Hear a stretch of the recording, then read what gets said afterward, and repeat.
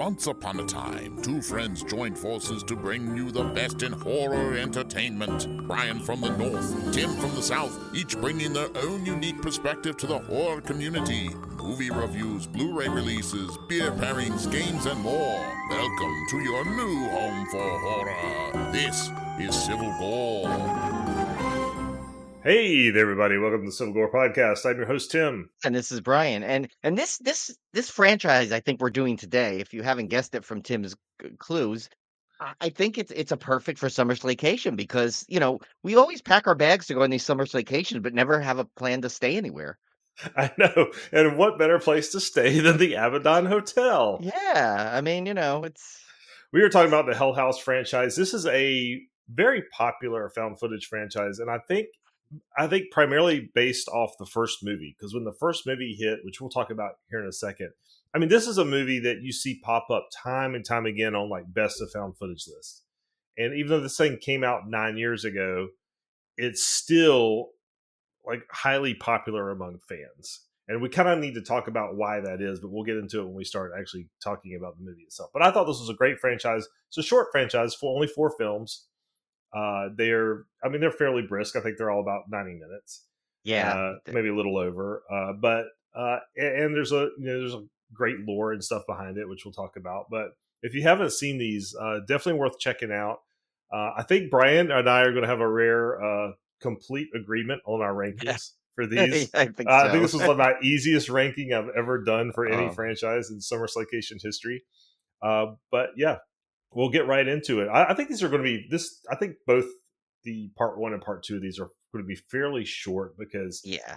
compared to some of our Summer Slaycation episodes, only because they're straightforward. I mean, it's not like you're dealing with some gigantic complex web of movies here. I mean, Yeah. these are pretty straightforward found footage films, and in some ways that's why I think they're pretty great. So let's get right into it. Hell House LLC. This came out in 2015. It's directed by Stephen Cognetti, who actually wrote and directed all of these, by the way. Yeah, which is I think that's why at least, people with any kind of criticism on this franchise by anyone might have, and you'll hear some of ours Yeah, in this episode and probably maybe a little in the second one. But I think it's like at least it's one director, one vision. And so, can you, any critique still, it's like, well, that's his choice and that's his choice alone. He wrote all these and he's directed all these. He's come up with the entire lore. He's come up with everything. And I have a feeling that, not that I know Tim and I we kind of have mentioned this in the past where we've said like, you shouldn't have to see another movie to explain a previous movie or vice versa, but I feel like this he had a way bigger story. And I think as you'll hear in our part 2 of this, I think that franchise kind of like lost its way and it was on its downslide and might have been over until Carmichael Manor came back last year, or is it this year? It was this year, I think. And it came back and it was I think that kind of reinvigorated his lore, and I think he's gonna have more that might explain some of the previous episodes. But again, we're basing it off of what we have now. yeah, What is set right now, what we have. yeah. I mean, I think the future is still bright for this franchise. I think there's plenty more places to explore, and which we'll talk about again in part 2. I really am. When I rewatched Carmichael Manor today, I was really intrigued in one direction it may go that I want to Yeah. talk about. So let's go through the cast list here. We have Gore Abrams as Paul O'Keefe, Elise Balke as Diane Graves, Danny Bellini as Alex Taylor, Theodore Balukas as Robert Lyons, Natalie G as Hotel Clerk, Jared Hacker as Tony Prescott, Phil Hess as Joey, Ryan Jennifer Jones as Sarah Havel, Lauren A. Kennedy as Melissa, Jeb Krieger as Martin Cliver, Angela Moyer as Sam, Miranda Robbins as Miranda Kelly, Adam Schneider as Andrew McNamara, and Kristen Michelle Taylor as Kate. Yeah, sorry, but there's a big cast on this, but I figure like the way this thing works, it was a big cast for a small, 90-minute film. Yeah. I mean, and it's worth you point out because I have a lot to say about this cast actually. Yeah. The synopsis here is 5 years after an unexplained malfunction causes the death of 15 tour goers and staff on the opening night of a Halloween haunted house tour, a documentary crew travels back to the scene of the tragedy to find out what really happened. So when this came out, I was instantly intrigued because it's about Yep. a haunt. And, Yep. Brian and I love our haunts. I love the idea of a tragedy happening inside of like a Halloween haunted house. And then somehow that creates some kind of supernatural mystery or whatever. I just, that whole thing like really, really appealed to me, and I had not seen it before. And I know we've seen a lot of haunt movies recently, but I'm trying to think of one that was found footage except for the houses that October built. Yeah, a lot of them aren't. Yeah, Yeah, no, there's most of them aren't, which is good. Like even like the what was that Funhouse Massacre, yeah, the Haunt, Hellfest, Bloodfest, like all those ones are great about circling around a haunt and a thing. But you're right. I think this was the first to come up with using it in a found footage format, which you figure is almost like a no-brainer. Like, yeah, I mean, even yeah. Funhouse, look at Funhouse. Like, it was a classic movie. I mean, I know there wasn't a but it was a haunted house at an amusement park. So, Yeah. I mean, Yeah. So I was instantly intrigued. And I think the reason I was trying to, when I watched it back, I was trying to figure out, okay, what made this movie stand out and what made it such a popular found footage film? Because when you look at it from a plot perspective, and from even a scares perspective, to be quite honest, there's not a whole lot here it's doing any different than most other found footage films. But I think in my mind, you have to go back in time 9 years ago. I've seen dozens and dozens of found footage movies since this came out.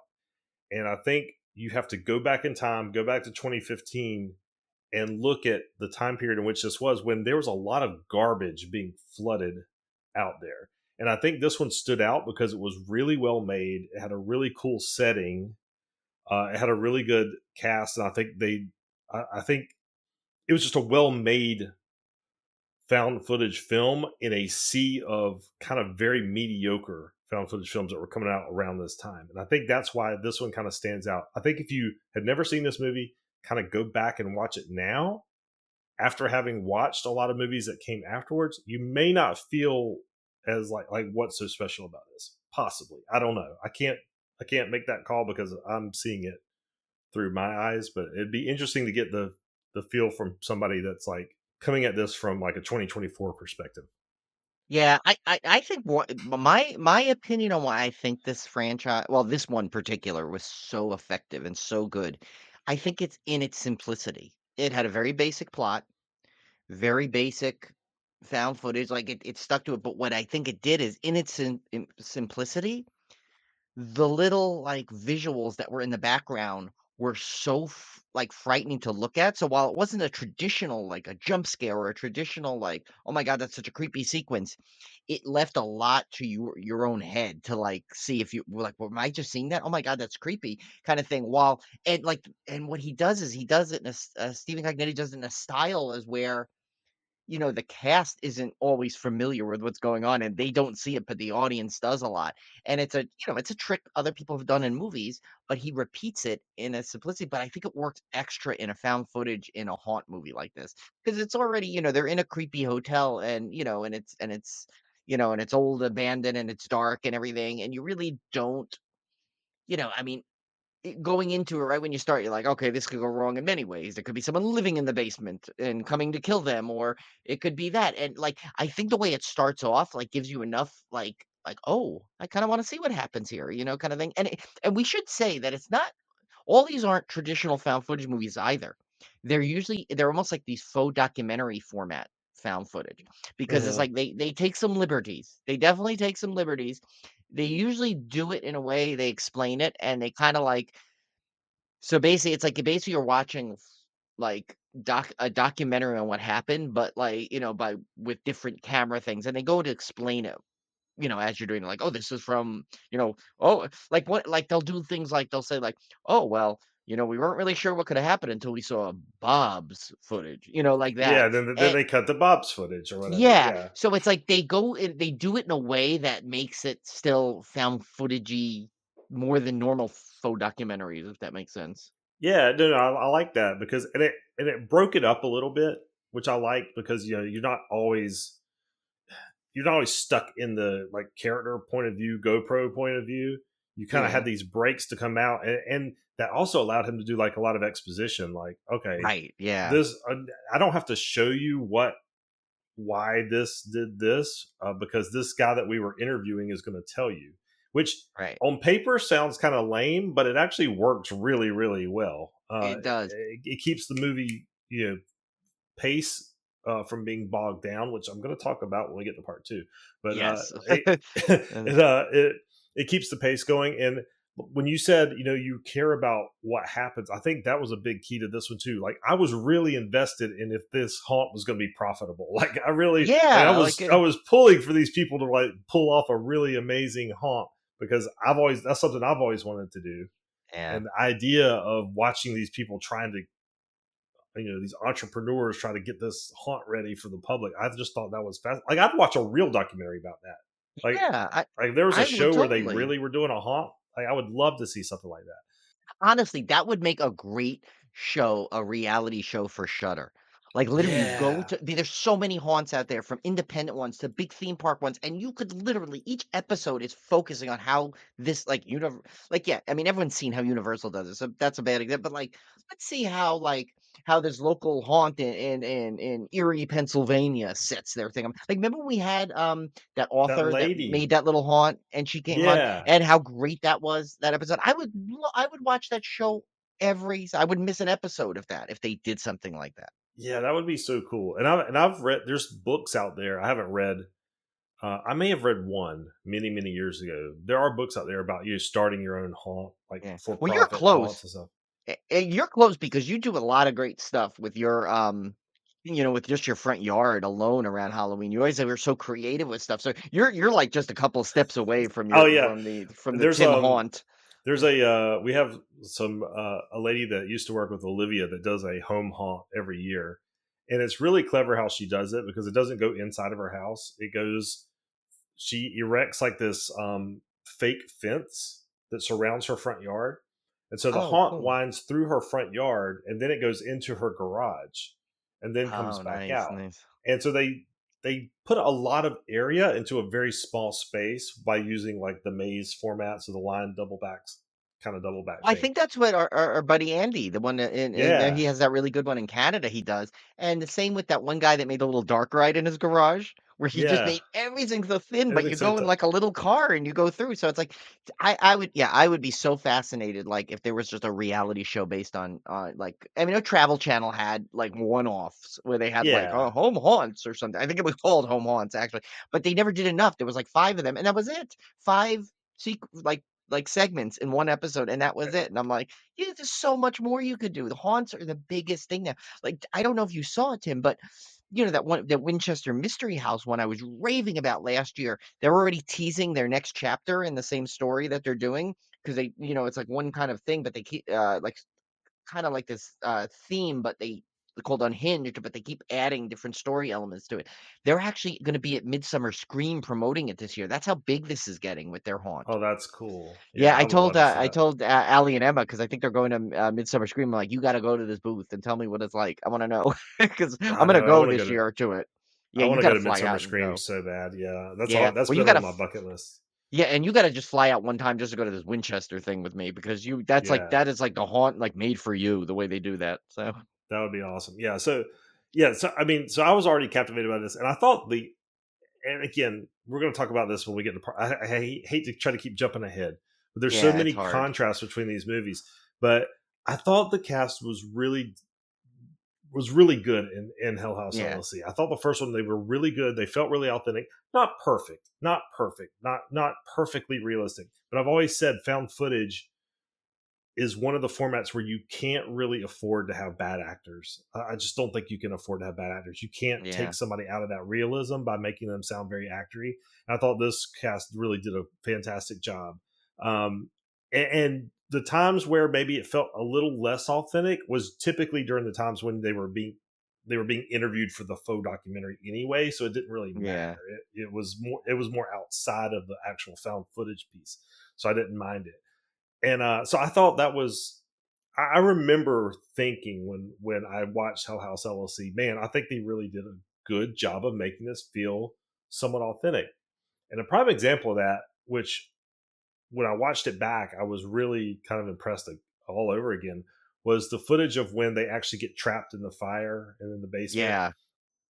and people are screaming and trying to climb over each other and try to get out. I thought that felt really real and quite frankly very terrifying because I've watched actual footage from like the remember that when that band the pyrotechnics went off in that Oh, was that the nightclub White and Stripes or something? white snake I Right? think it was White Snake. Was it White Snake? I Was it? can't It was remember. It White was a big something band though. I or know it was Great a. White. It might have been Great White. Oh yeah, it wasn't the White Stripe. That's yeah. It Yeah, was had something like something like yeah. that. I think it But was yeah, Great White. But yeah, there was a yes, they had Great a White. big Right. I'm fire thinking. and people were screaming and trying to get out and like that was terrifying. That was real footage.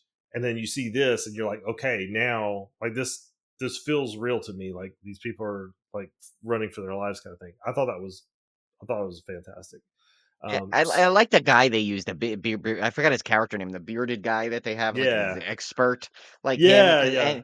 and I'm glad they brought him back, as you'll hear in part 3, they brought him back, but, like, there's something about him where he's like he seems like a guy that they would get for this kind of a documentary Yeah. kinda thing if you're making one like that guy. He just looked like a guy that would fit it. So I think they did yeah, the casting on this was really good in this one because you could tell it's a bunch of, like, they were experienced in haunts. You knew that. They've done kind of this wasn't their first haunt they were doing because they had, like, a whole team and they knew what they were doing, Right. which was another unique perspective of it because you figure in that with this kind of a movie, that would have been the obvious take to me. Would have been something like people who'd never done it before trying to create this haunt and everything goes wrong. Like, Yeah. that would have been an acceptable plot too, but I'm glad they went this way. This was a because then you find out that it's not like really the haunt that's the problem. It's the venue itself, Yes. which is kind of nice. And it's like and it's like the fact that that hotel is still like, like that the play like Jeff Whitmire went to it and took a picture in front of it. It's like everyone goes to visit it now and it's like the fact that they like use that upstate New York like I think setting, right? The Rockland County where it's like even, like, I think the one and I'll tell you that's one of the few things I liked about part 2 is when we get there, but as of the authenticness of just the area that they chose to use, it's like it looked like they didn't look like they tried to change it or hide that it was in New York. They flat out tell you, "This is Rockland County, this is that," Yeah. it's like And so some of that may have been budget. Like I feel like the strength of this movie might be a lot of it might be budget, and it one of those cases where the low budget like worked out is it actually made them more creative and it made them have to generate scares out of like nothing because I the mean scares of this one are great because they're so subtle. I really like you were saying before when you just kind of see stuff in the background. That was I think that's the cleverness of this movie. It doesn't rely on big scares. It relies on yeah, small scares that you're kind of seeing in the background, and I thought that was just wonderful about this. yeah. Also, I should say it was also in Pennsylvania too. I don't wanna, get added at our thing. Like, you guys are experts and you're saying it. Yeah, it was also in Pennsylvania. Yes, I Yes, know, but I was more referring to in tail, like it was the fact that they were Rockland County is a real place in yeah, New York, and so it's like, but yeah, I think it was I and the thing about that is too is they managed to find and now we've seen how many countless movies about killer clowns. I yeah. mean, they managed to find possibly the creepiest looking clown in the history And of film, I think. I'm not. Guys know. I've already said I'm not scared of clowns at all. Like it doesn't. I don't get it. I don't get the whole scary clown thing. I will say the clown in Hell House LLC is probably the Yeah. closest you're going to get to me being creeped out by a clown. Yeah. 'Cause that thing is very creepy. I would love to have that mask. Oh my Like, god, yeah. oh, by the way, Brian, I've never seen it, but I've already decided. I bought a mask last year for the first time. I bought it's like I think it was called the Infected, but it looks like a vampire. But like you see the veins and like his mouth Oh, is open cool. and there's blood. He's got fangs and everything. And I've got him up on my bookshelf, but I've vowed now that's going to be a tradition. Like every Halloween, I'm buying a new mask. I'm going Oh, to that's have like a cool. whole shelf of them. I think in my office. That's going to be really cool. So I'll have to see what kind of cool mask I can get this year. Yeah, and I'm like you, I would totally buy that if that was for sale anywhere. Yeah, like, I don't know if, Yeah, like, Fright Rags or one of those or not what's the other one? Trick or Treat Studio, they tend to have the masks sometimes. Like, if they had that there's some decent masks out there for not very much money. I paid yeah, $60 for this one, and it's a cool mask. Like it's super yeah, cool. I'm like $60. That's not terrible for like that's not what I'm gonna wear most yeah, likely, but just to have like as a prop in my I yeah, thought it was cool. yeah. But anyway, back to back to the creepy clown. I love the fact that it wasn't like a creepy clown that's like coming at you. Like I Well, mean in like this one, a it doesn't, person. but yeah. This one, like a person like dressed up, like running. Yeah. It it felt like there was an old video game I played way back on when the Xbox first came out called Condemned. Oh, I I think remember it was that called game, Condemned. Do yeah. you remember that? It And there was a I think they had it for PlayStation also, I think. I think I might have had it for one. Oh, no, maybe I did have it for Xbox. I don't know. I remember it was PlayStation 2 had something like it too, but it might have been both. Back then yeah, there was things it were was like coming a out of horror everything. movie, but you were I can't remember. I'm trying to vaguely remember the plot. I know you were investigating. You're kind of like a detective, but it was very scary. And there was a level, famous level. I can't remember if it was in Condemned 1 or 2, where you're in a department store and there's mannequins everywhere. Oh, And yeah. if you if you turn your back on the mannequins and then turn back around, they would be moved in different positions. Oh, that's cool. And you see those in haunts. Sometimes they'll do that. They'll do like Yeah. the room full of, and you don't know which one is the real Yeah, person they and had which that the one's the Busch Gardens mannequin. one, remember? That Yeah. circus, Psycho Circus part And or this whatever one where plays off that, like these clowns, they're mannequin props, but they're moving, like, or yeah. you might not see them move, but if you turn your head and you turn back, they might have changed position. That stuff's creepy to me. I thought they did a great job in this movie of really exploiting that kind of fear. And as you'll see, as the franchise goes on, they really double down on these clowns, which I Yeah. Well, think is they great. know what they had. They know the money Yeah. shot, so to speak, Yes. what they were gonna Yeah. use. Yeah. Because Yeah. but, like and what was cool is because in this one, though, they kept it super simple, like, it would just be there, and then, like, they turn back, like you just said, and then you'd come back, and it'd be moved a little, and it'd be like, "What the" and so, like and that's where I think the cast was really good in those sequences.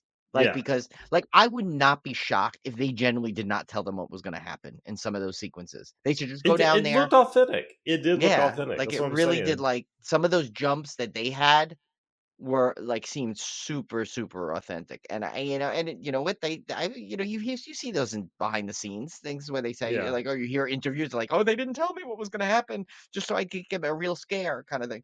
I mean, why wouldn't you do that? Especially for found footage where you need to have it realistic, so And I would love to know, like, I feel like they have a full actual mannequin with the clown, but they also have a person in the clown mask.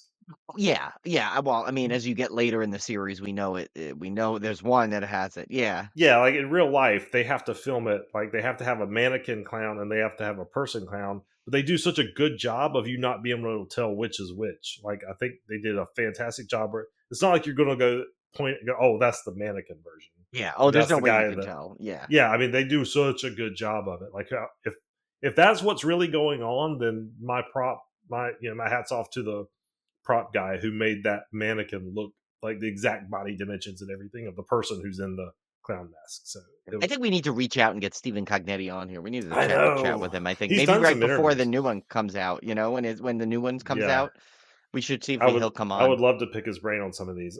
Yeah. But hopefully he will still agree to come on our podcast after we talk about the next film in the series. Hell House Yeah. LLC 2, the Abaddon Hotel. So this one came out 3 years later. Quite a big margin of years there between such a Yeah. hugely successful movie. Again, directed by Stephen Cognetti. You had That's one of the questions I'd ask him, by the way. So I wonder if after the first one, he had plans for all the other ones, or he was so surprised that it was so popular yeah, that like he's he had to like, take a "Oh, step back. I need to have a Yeah, whole finish this lore here," which could be why maybe 2 wasn't up to snuff. I don't know. yeah, we'll see. I'm gonna read the cast here, and you might recognize some of these names from the first film because Yeah. there's footage of the first film and stuff in this one.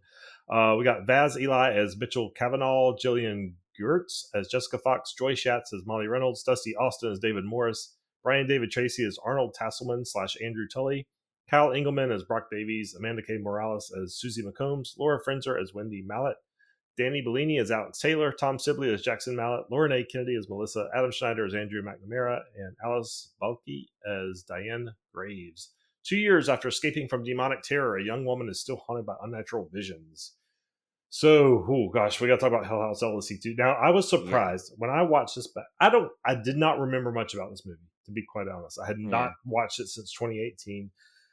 I came back in expecting it to be not as good as the first, but okay. Because in my mind, I was thinking part three was the bad one.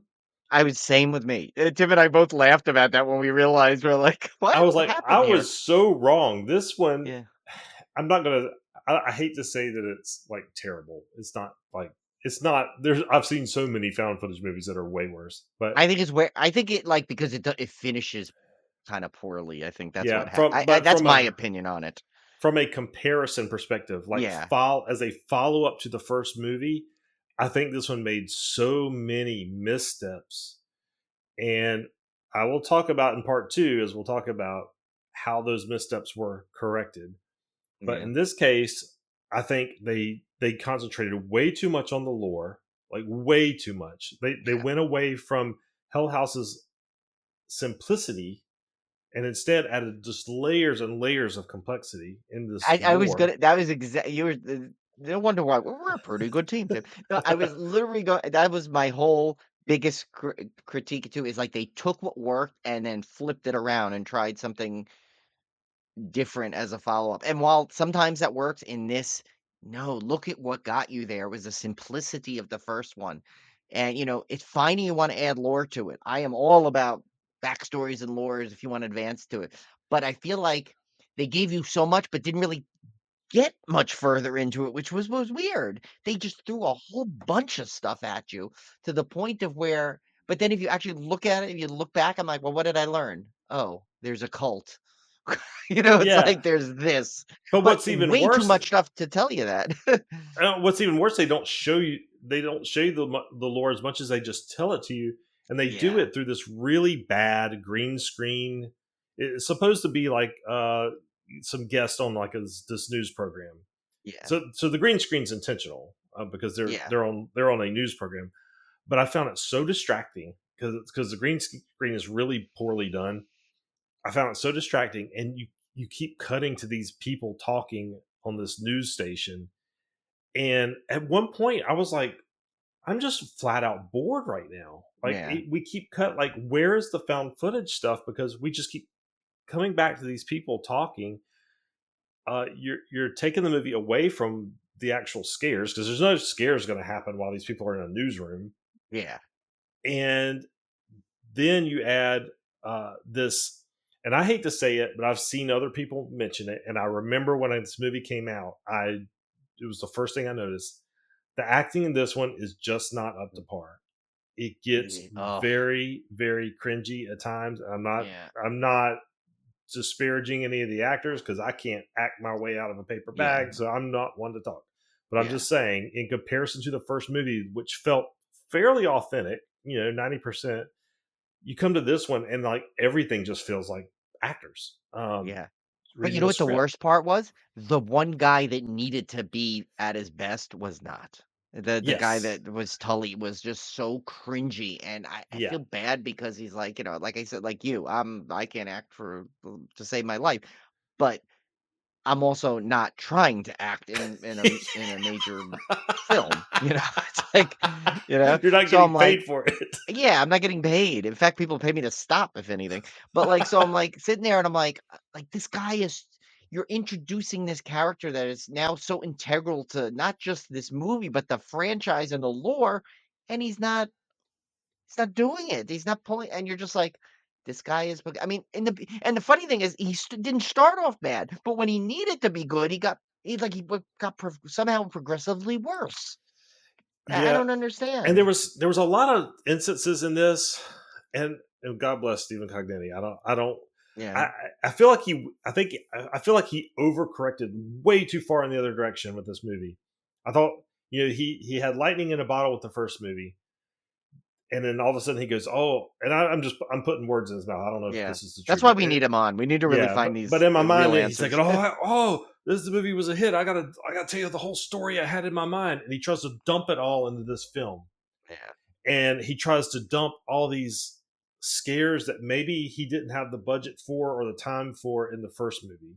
He tries to dump them in there, and it came off as so cringy to me. Like some of the like quote unquote scares in this one were so like literally, I was literally rolling my eyes. Yeah. Like where's that? Like there was that scene where I think it was in this one. I don't think it was in part 3. The one where they were showing like the Christmas home video. They're showing like a Christmas home video where they were unwrapping presents, and then one of the kids starts playing the Hell House theme on Yeah, one of the I'm pretty keyboards. sure it was. I'm pretty I'm sure it was pretty this sure it one. was this Yeah, one. yeah. And he's like, and the kid's like playing the Hell House theme, and they're like, Which is a great theme, by the way. We should it is a mention that. great theme. It's so simple. Like literally, what is it, like 4 chords? But then Yeah, again, but what one of the most famous sequence movie. Dun, dun, yeah, dun, dun, dun. exactly. I mean, come on. I mean, the score does not have to have a million keys to be super incredibly effective. And I think Hell House's theme is perfect for its franchise. But he's playing the theme on the keyboard, and it's like he's like, I don't know, possessed, and he's talking about the hotel. It just, oh my god, it was so. It felt so cringe to me. I don't know why. It rubbed me the wrong way. I felt like Well, it you know what it was? It went from these subtle scares of the first one to these so obvious, yeah. like tired, like here, I'm going to show you everything. Or I mean, I don't know. I don't buy it. We have a kid that's possessed. Oh, the Yeah. hotel closed. I, Their eyes are missing. Well, yeah. just I hated it. Well, I hated it. eh, if you look at it, it almost like everything you like about the first one is not in this, and everything you would, like, possibly dislike in a movie, they kinda put in, and I feel bad saying that because I have the I know. highest amount of respect for Stephen Cognetti because as a whole, this franchise is one of my favorites. Yes. Um, but here's the thing, like, here's the another thing, just to show an example. It's like what you did to go on what you said is, what did we say about the first one that was so good? Is that through the little bits of faux documentary, you got the exposition. In this, the ending sequence with the exposition where the guy's like, "No, keep this camera on me. I'm gonna tell you everything about the lore." I'm like, Oh "Oh my my god, it god, was this so is bad. so." I was like, I remember, like, I was like, "This is everything I hate when a found footage movie does." When it's something like that, where like literally like, it should not be in the found footage format at that point. That should have been like he should have been saying it on the maybe on the news program, I would have accepted it. But then and then he tried to do this and just the it just didn't and that's where the guy's acting kind of fell off the table. And I was just like, oh my God, everything about this I'm like, I hate this part. I'm like, I literally hate this part of the movie. Yeah, Like, and it's I went and watched because all these are on Shutter, by the way. yes. Both versions, by the way, of the original, the Yeah, original and and I the watched the director's director's cut. cut. I I did did watch the too. I director's did cut because too. I'd I never don't watched the remember any director's cut. difference though. I don't know if I caught any differences, but No, but I had never seen the director's cut, so I figured, well, I might as yeah, well for this. I did the same. Yeah, But yeah, so I went and read the Shutter comments because Shutter. Let me tell you, go read the Shutter reviews. Those people don't hold nothing back. oh, they are Like if savage, they are savage. savage. Like if you want to Yeah, know if your movie is good or not, just put it on Shutter and wait for people to comment because do yeah, they hold nothing back? Like horror nope. fan, like Yeah. vicious. You Like think Rotten Tomatoes and the tomato meters are tough? Oh boy, this oh is my god, me and Brian wouldn't last 2 seconds in there. Like I mean, they yeah. probably like if our podcast was in there, we'd be Oh like God, just ripped to shreds, yeah. completely ripped to shreds. We'd be thrown to Tubi in a heartbeat. Yeah, Yes, no, now I was reading the comments because I found it interesting to read the comments. This is after I watched them. Read the comments and compare between Hell House 2, Hell House 3, and Carmichael Manor, and look at the average reviews and see what people are saying about it. As a sanity check to me, to make sure I'm not crazy, I'm looking at this going, did they see what I saw? Like yeah, the acting, was that cringe to them? And I'm telling you, it was spot on. Like I'm telling you, it was spot on. Those people were yeah. pointing out the same flaws in this movie that Brian and I are pointing out right now. And this was after I had already come up with those flaws in my brain. So I wasn't stealing it from the reviews. So I know there other people are seeing the same stuff that we were seeing. Yeah. And it was unfortunate because I was super excited for this one Yeah. after the first one, and I remember being disappointed in this one. I don't. I actually honestly remember being disappointed in 3 more, but maybe I was. I Maybe think we I'm. had it backwards. We must I have had think it we had it backwards. backwards, Yeah. or maybe I thought 3 would be better than it was because it was coming on the heels of this one, and I thought they would improve it. I don't know. Yeah. We'll talk about that's all Yeah. for part 2. Yeah, yeah. The way I would the best way I could describe part two, it's like those videos those viral videos that people post of the kid where they give him an iPhone box and in it's like a sock. You know, like, that's what I feel like this was. Like, you know, all the anticipation, all the buildup. We're going back to the Abaddon Hotel. All right, everything's coming. And then open it up and there's like a dirty sock in there, Yeah. you know, and it's like, I mean, and like again, Stephen Cognetti, please, if you ever hear this, we still want you on the show because I think you are incredibly talented and have a great mind for it. Just this And we one was a will miss. redeem you in part two. Yes. We're going to defend you in part two. I Oh, yes, yes, promise. because yeah. But Well, we praised them in the part one is still one of my favorite found footage oh movies of yeah, all time. yeah. So, And, yeah. everybody's allowed a misstep. I mean, even Steven Spielberg's made Yes. some crap Oh, movies, right? yeah. But Yeah. I think the other thing about this one is I don't think the story was very compelling. Like the first one with the building the haunt and everything, and we'll see in part three they go back to that.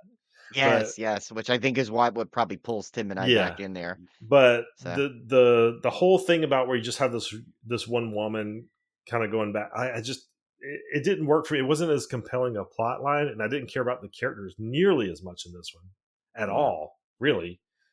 And then you I combine did that like with there was someone named Joy Schatz in it. That yes. kind of entertained that the actress. I know that's kind of funny. But then you couple that with the whole newsroom weird bizarre choice of the newsroom thing, which I don't know if that again was some kind of budget thing where they only could get them on set for a day and in front of a green screen. I don't know. We got to ask Stephen Cognetti. Yeah, I actually want to say one final thing for this movie, and it's kind of like a positive, negative kind of thing. So I did think what I loved, the one, if you want to call it a twist, because when you hear my follow up to it, it was the whole thing where she goes, "Oh, I'm in room something C," and I said, "Oh my God, if you can't see that she's gonna be stuck in that, you know, the room is gonna be in the Abaddon Hotel and not where they think it is in the real hotel that they're all staying at."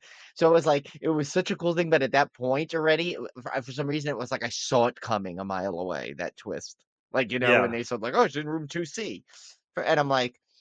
I said, "Yeah." I said, "Wait a minute, though," you know, because you already thought like they all died in the first one, so you were already weird. It was kind of confusing that she was still alive. Anyway, spoiler alert, obviously. yeah. Um, you know, and I'm like, and then when they did that twist, I said, "Okay, all right, I see where this is going." But that, But but still, I that, liked it. but But yeah, that's all the yeah, movie. Like all the scares, I thought that. Now, yeah. granted, Like they were. I had already seen the movie, but I I hadn't hadn't seen it seen it in years. I in like years, honestly, literally 6 years. I would have never I've remembered any of it.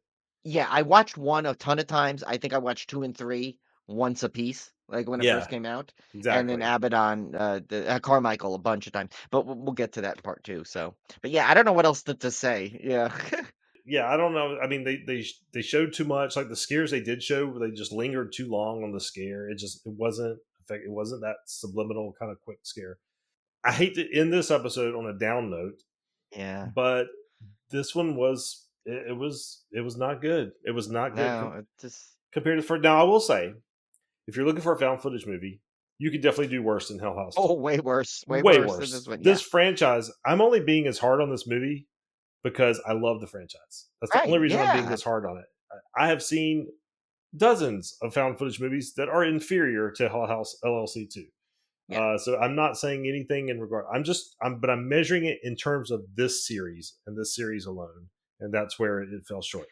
Yeah, honestly, if the first one wasn't as good as it was, and they were all they like it's like they took like kind of like like I know this is a weird analogy, but you ever like because I know you're not really into these, but like sometimes fantasy sports drafts, what they'll do is they'll give you like you have $16 to make a team. It's like they put $15 on the first movie and one on the second, like that kind of thing, and and that's why it's imbalanced. The first one is like one of the best you can find. Like if you want to give an example of expertise in a found footage film, you show that first one.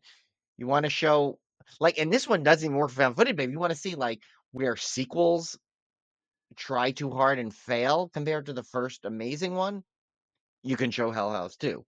Yeah, So, it's like yeah, so, like, yeah, standalone if it was on its own, I seen way worse, for sure. I think just it's hard, you know, and we've got how many times have we got everyone that listens to us knows this thing. We base it on the franchise it's in and that's the way it is. So it's like you know, so it's not it's a ranking upon the franchise, and it's a discussion and criticism about the franchise as a whole, which is the whole point of these slacations.